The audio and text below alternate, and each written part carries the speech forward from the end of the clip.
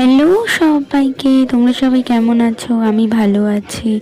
আর আজকে আমি এই দেখো দুধ চা খাবো, তাই দুধ চা বানিয়ে নিচ্ছি। তোমরা কে কে দুধ চা খেতে ভালোবাসো আমাকে কমেন্টসের মাধ্যমে জানিও। আর আমি না আজকে নিজেই চাটা করছি।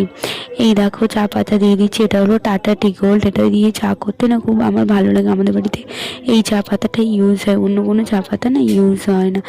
আমাদের এখানে জানো তো বন্ধুরা, শীত অনেকটা কমে গেছে। তোমাদের ওখানে কি শীত কমেছে কিনা আমাকে কিন্তু জানাতে ভুলবে না।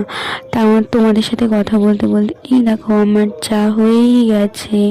এইবার আমি চা খেয়ে নেবো। আর আজকে কী কী দিয়ে চা খাবো যেন, কুরকুরে দিয়ে।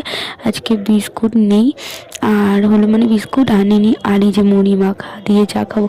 অনেক দিন পর মুড়ি মাখা দিয়ে চা খাচ্ছি, তাই আর বিস্কুট আনিনি।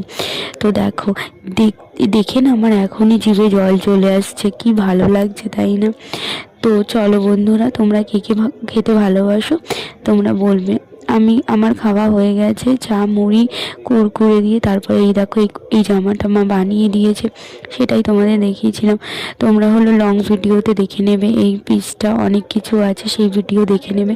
আর এই দেখো মা তারপরে ভাজ করে রেখে দিচ্ছেন, আর সুন্দর করে ভাজ করে। তাই আমি বললাম তুমি একটুখানি ভাজ করো।